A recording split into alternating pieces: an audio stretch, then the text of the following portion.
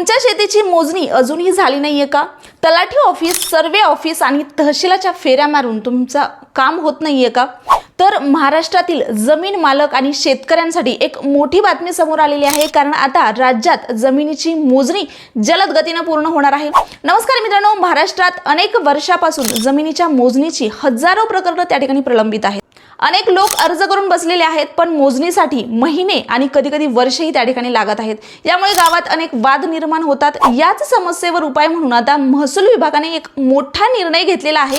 राज्यातील प्रलंबित मोजणी प्रकरणांचा निपटारा करण्यासाठी 200 खाजगी परवानाधारक भूकरमापकांची नियुक्ती त्या ठिकाणी करण्यात आलेली आहे.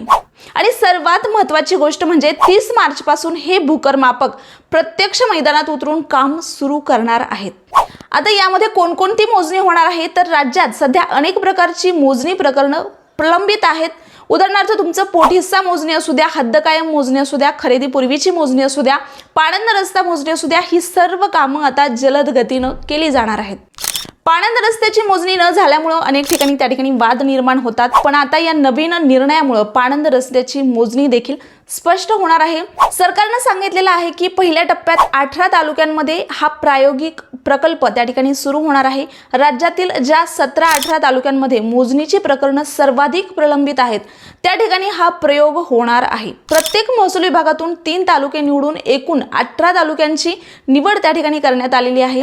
हे काम नेमकं कसं होणार, तर या ठिकाणी खाजगी भूकरमापक आणि जे सरकारी अधिकारी आहे यांची संयुक्त टीम तयार केली जाणार आहे.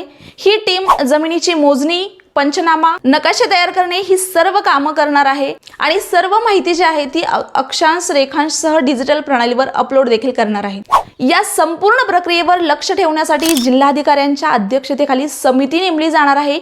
जर कामात काही चुका आढळल्या तर संबंधित खाजगी भूकरमापकांवर दंडात्मक कारवाई, शिस्तभंगाची कारवाई देखील केली जाणार आहे.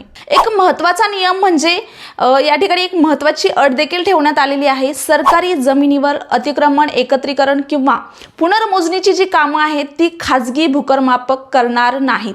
ही कामं फक्त शासकीय अधिकाऱ्यांकडूनच केली जाणार आहेत. याचा फायदा काय होणार आहे, तर या निर्णयामुळे जी प्रलंबित मोजणी प्रकरणं आहेत ती लवकरात लवकर पूर्ण होणार आहेत. जमिनीचे वाद कमी होणार आहेत, जमीन व्यवहार अधिक पारदर्शक होणार आहेत आणि शेतकऱ्यांना जलद सेवा मिळणार आहे.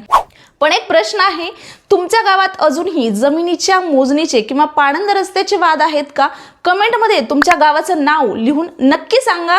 आणि व्हिडिओ आवडला असेल तर लाईक करा, इतर लोकांपर्यंत शेअर करा आणि व्हिडिओ इथपर्यंत पाहिलेला असेल तर जाताना सबस्क्राईब करून आपल्या चॅनलला सपोर्ट करा. धन्यवाद.